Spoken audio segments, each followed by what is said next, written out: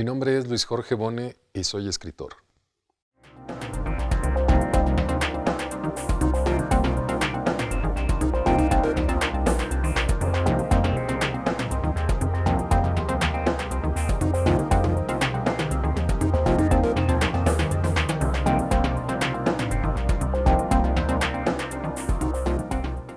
Luis Jorge Bone, escritor mexicano nacido en Monclova, Coahuila, acaba de publicar su novela Toda la soledad del centro de la tierra. Es autor también del libro de cuentos Figuras humanas y los poemarios Traducción a lengua extraña, Los animales invisibles y Bisonte Mantra, entre otros. Y ha sido reconocido con el Premio de Cuento Inés Arredondo y el Premio Nacional de Poesía Elías Nandino y el Premio Nacional de Poesía Ramón López Velarde. Luis Jorge Bone, ¿qué apellido es este? Es un apellido irlandés Sí. que llegó del norte de las colonias norteamericanas y pasó por Nuevo Laredo para llegar a Coahuila y nombrar a una familia muy localizada en el norte. No hay muchos Bone en el país. Y sería Boone. Sí, siempre lo hemos castellanizado. De hecho, yo tardé mucho más en saber que era Boone que en aprender que era Bone. Que era Bone, claro. Tu novela, Toda la soledad del centro de la tierra, es parte de poesía, narrativa, ficción y testimonio real. Combinas la sensibilidad a través de la orfandad de la infancia, cómo se sobrevive la soledad y el desamparo. Creo que como país lo estamos aprendiendo ahorita. Creo que como sociedad nos estamos haciendo muchas preguntas. Desde hace un par de décadas tenemos un país que está bajo una prueba y bajo un castigo de pronto y bajo una violencia que no nos deja solamente desamparados a los niños, como podríamos pensar, sino como adultos también, como sociedad, como pueblo, como colectividad. Y yo creo que es una reflexión siempre del mexicano, por medio de la ficción, aprender estas cosas. En esta novela norteña, Sí. de Monclova. De Monclova, Sí. de coahuilense. Claro, Sí. tus imágenes de la infancia y familiares aparecen aquí. Eres ese niño que sabía esconderse de una manera que sus primos no lo encontraban. Sí, de hecho, bueno, o por lo menos ese era mi ideal, ¿no? O sea, eso era lo que yo quería, que nunca me encontraran.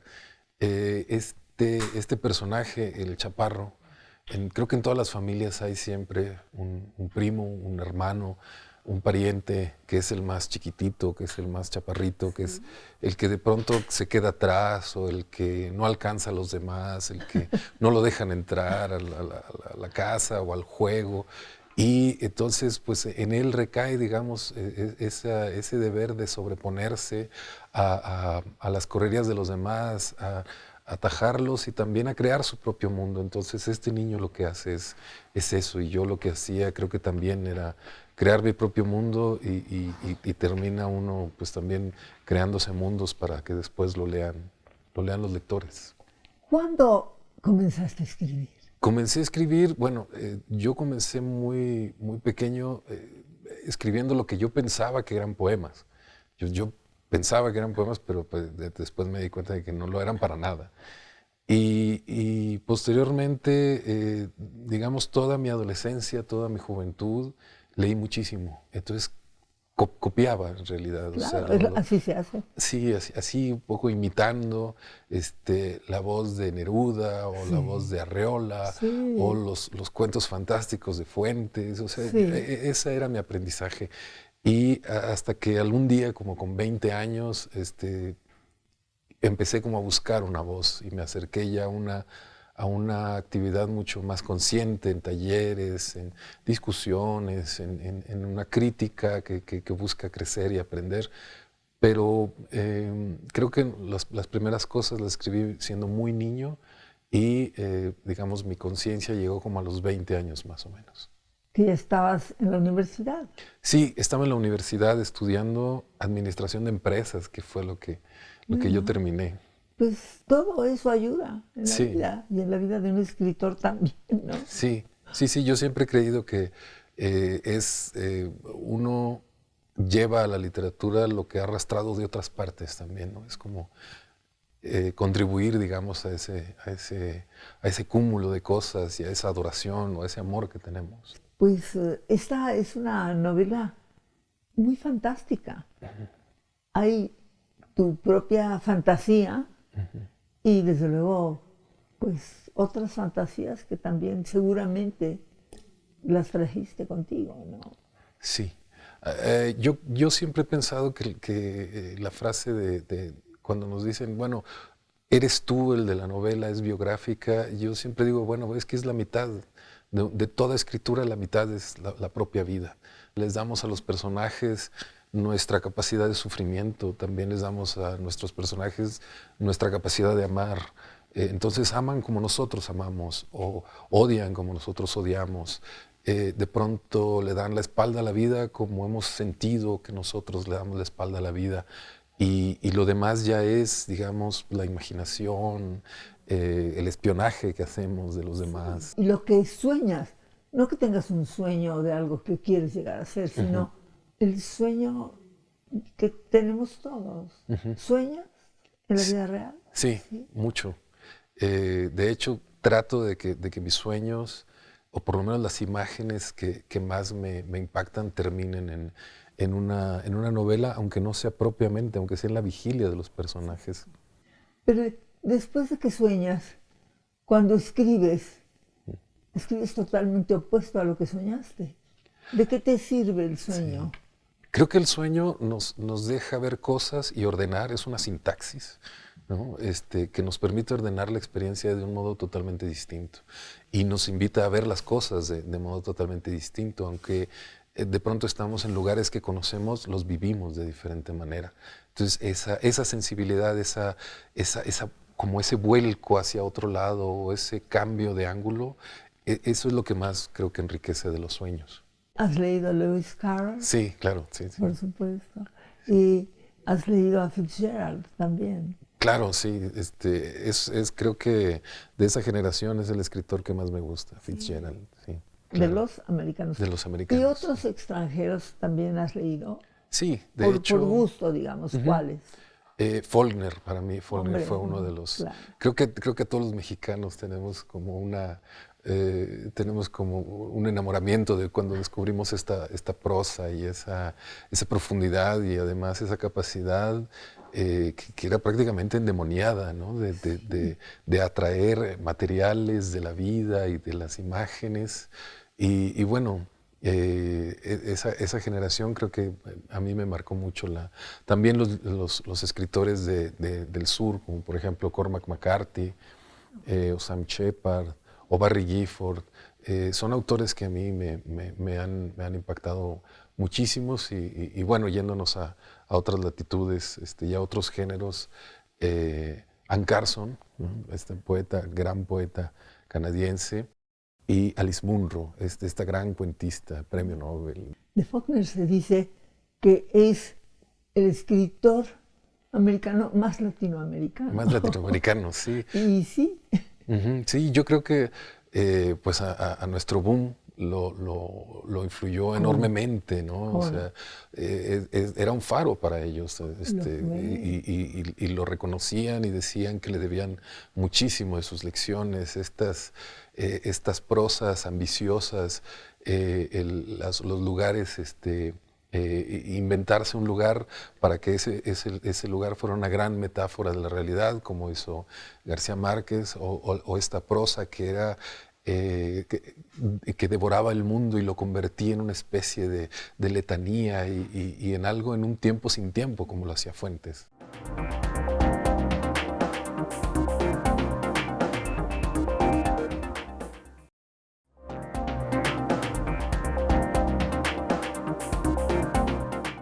Escribiste una fantasía que podría ser onírica, pero que también es una pesadilla. Sí, creo que Borges fue el que lo dijo, que los límites entre la pesadilla y el sueño son casi invisibles, ¿no?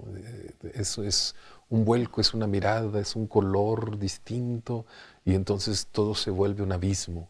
Lo que era una especie de viaje o de caída, de suave caída, se vuelve un abismo. Y creo que eso es lo que pasa en la novela. Hay un sueño que el niño quiere tener una familia, él, encontrar una paz, encontrar el amor, encontrar a sus padres, pero de pronto se encuentra con un país donde, o con una región, con un pueblo, donde, donde la violencia ha cambiado absolutamente la realidad del pueblo, la textura el tejido social, y lo ha corrompido, lo ha vuelto doloroso, lo ha vuelto desgarrado, y entonces ahí es donde esta infancia se convierte en el infierno de una vida que tiene que consumirse rápidamente. Al escribir esta novela, ¿qué deseabas darle a tu lector? Esta novela yo la pensaba, yo pensaba que tendría que ser una manera de no olvidar y de que todos compartiéramos una memoria, me parecía, de la memoria de los desaparecidos, la memoria de las personas que de pronto aparecen en los noticieros y corren el riesgo de convertirse en una estadística solamente. Lo que yo quería era ofrecer una memoria colectiva, ofrecer un pedacito de la memoria colectiva y así que este dolor y este sufrimiento no desapareciera. Me parecía inhumano que pudiera desaparecer y que pudiéramos olvidarnos de eso. Y en cuanto positivo, una alegría, contaba, o es más, casi uno lo ve en todos los escritores, que es más el dolor profundo que la alegría. Por decir alegría, una vida amable. Ajá. Sí, bueno, es una lucha, creo, en la novela y creo que en todas las ficciones, en la poesía, en el ensayo, en el cuento, siempre entramos por la herida, ¿no? Siempre entramos por lo que nos duele, pero buscamos en realidad otra vida que sea posible. Y creo que eso se siente a veces en determinados libros. Yo quisiera que esta novela pudiera conducir a eso que dice Houellebecq, el escritor francés, un lugar desde donde se ve una noción de verdad de la vida. Y esa noción de verdad nunca puede ser una sombra, sino es algo que ilumina nuestra experiencia. Yo así me acerco a la literatura, aunque sea lo más oscuro, aunque sea lo más profundo, aunque sea una pesadilla. Creo que siempre la experiencia estética nos lleva a esa luz y yo aspiro a que mi escritura sea eso también. Ha sido publicado en otras lenguas, en inglés, en francés, alemán. Bueno, adiviné. Sí, sí, es una experiencia muy radical, creo también, porque poder llegar con la poesía, con los cuentos, con cosas de tu imaginación, imágenes que tú soñaste, que viviste, y que las pueda entender alguien en un idioma que no dominas o en un idioma que apenas entiendes. A mí me parece una de las grandes maravillas de la humanidad. Somos lenguaje y ese lenguaje es un mundo en sí mismo, cada lenguaje. Entonces somos muchos mundos, somos muchos sueños que van encarnando en cada lector y eso es lo que a mí me deja maravillado y no termino de entenderlo. Pensé cuando leía tu novela que en algunas páginas fantasiosas, pozos, animales, me recordaba a Alicia en el País de las Maravillas. Okay, sí. Sí, yo no lo hice conscientemente así, pero pero después me di cuenta que sí, pues es una caída que lleva a un mundo enloquecido, pero oscuro, digamos, no lúdico o de alguna manera no fantasioso de una manera propositiva, sino es sombrío, es la muerte, pero es también un niño imaginándose lo que es la muerte, ¿no? Cuando se imaginaba la caída al pozo que nunca terminaba, pues yo pensaba en Alicia. Sí, sí. Es que creo que siempre estamos volviendo a los mitos que nos impactan, ¿no? El ropero, Ujú. que es lo más importante para ese niño, ¿es un ropero que tú inventaste o es real? Es real, de hecho, a mí me gustaba jugar a las escondidas y esconderme y que nadie me encontrara. Y en algún momento me escondí en un ropero deseando que no me encontraran y no lo hicieron. Es un recuerdo que tengo muy, muy, muy vago, pero para mí era una sensación de triunfo. El poder recrear en un espacio muy reducido todo un mundo, todo un universo con imaginación, con un ánimo lúdico de juego, con memoria y no necesitar de nada más, sino que esa oscuridad concentrada, que ese aire que solamente era muy poco, alcanzara, bastara. Creo que a veces sí hay como una sensación de este mundo tan conectado y resulta tan rápido llegar a cualquier lugar y todo está a la mano, pareciera que todo está a la mano físicamente, que a veces como esos pequeños rincones donde nos guardamos a nosotros mismos, sí son como un bálsamo, ¿no? Para recuperar un poco de nuestra medida que es humana, ¿no? Que es chiquita, y creo que todos tenemos como esa misma necesidad de pronto recuperarnos en tantos seres humanos. Y también es un secreto, ¿o no? Sí, también. Eh, Creo yo que uno de los actos más rebeldes que se pueden hacer es no publicar algo, ¿no? O sea, no publicarlo en las redes sociales, no compartir la foto o lo que comimos o lo que pensamos o el chiste que se nos ocurrió y de pronto guardarnos esas cosas para nosotros. Creo que el secreto es también una cosa que nos hace es muy personal, muy individual y que nos marca a final de cuentas, aunque no lo digamos, nos marca, ¿no?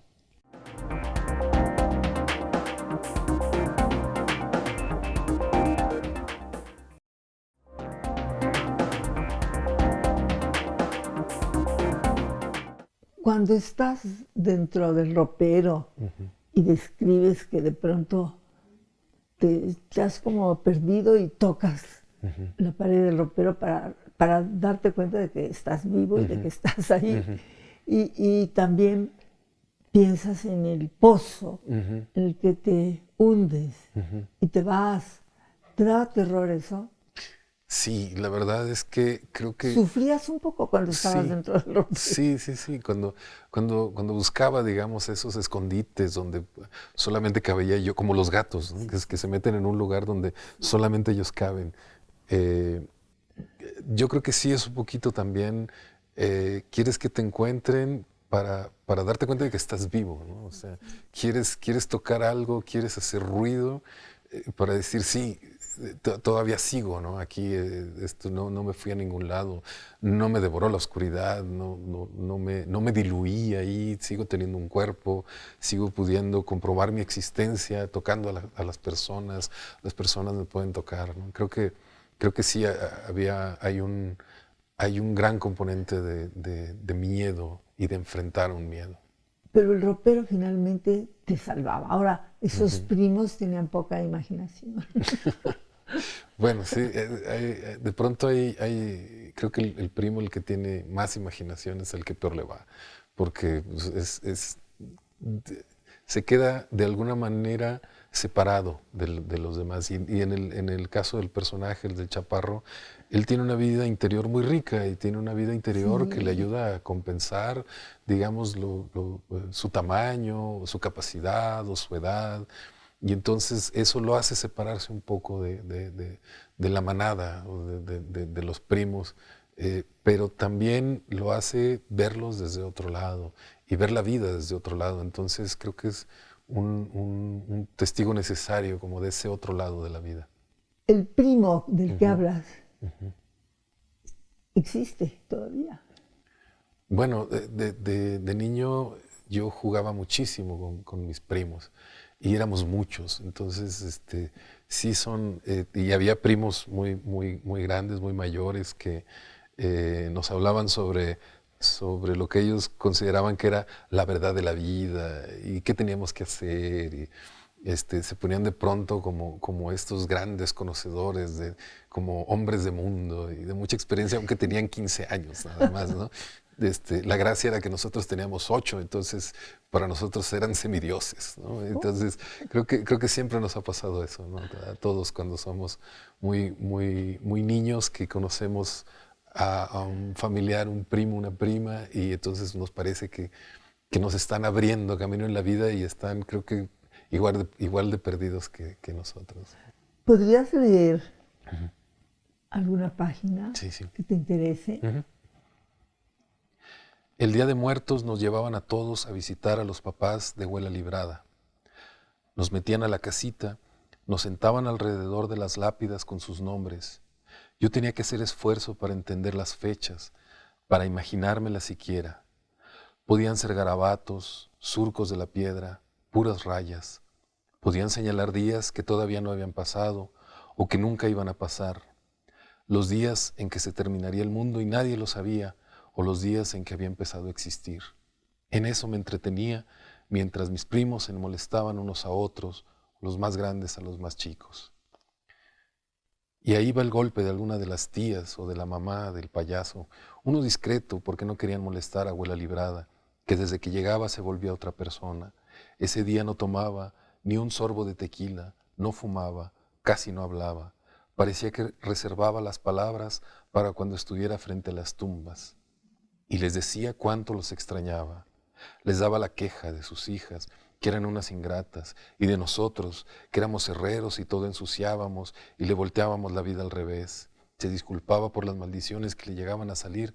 Parecía que de a de veras le diera pena decirlas.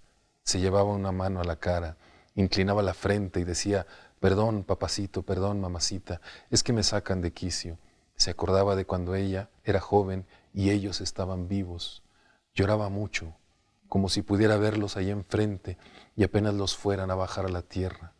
La cara se le llenaba de lágrimas. Todos ahora sí nos callábamos. Allá al pie de la montaña, donde se oculta temprano el sol, quedó mi ranchito triste y abandonada ya mi labor. Cantaba con una voz que no parecía suya, las lágrimas no dejaban de salirle, el rostro se le endulzaba, yo la desconocía. Creo que por eso me gustaba ella, ahí, seguir estando, ser el último que le quedaba, aunque a veces pareciera que me odiaba, me gustaba estar ahí ya cuando nadie la acompañaba al panteón. Ese nombre de Huela es la abuela, la abuela Sí, Librada, sí. que era un consuelo para este niño, ¿verdad? Sí, y era esa mano dura, firme, que también lo guiaba. Yo pienso en ella como estas matriarcas que de pronto en una familia que se queda sin hombres, en una familia donde el varón ya no ocupa su lugar por distintas razones, la abuela es el alma y es lo que mantiene unido, y es esa figura de autoridad y esa mano firme que lo lleva, pero también es la ternura, creo, de pronto, y el sentimiento que se desata, y este ver que la fragilidad no solamente es de los niños, sino también es de los adultos, y que incluso esa fragilidad es una manera de comunicarse. Luis Jorge Bone, muchas gracias. Muchísimas gracias. Muy, muy rica esta conversación contigo. y qué bueno que tienes éxito. Gracias. Con Luis Jorge Bone, escritor de Coahuila, Silvia Lemus.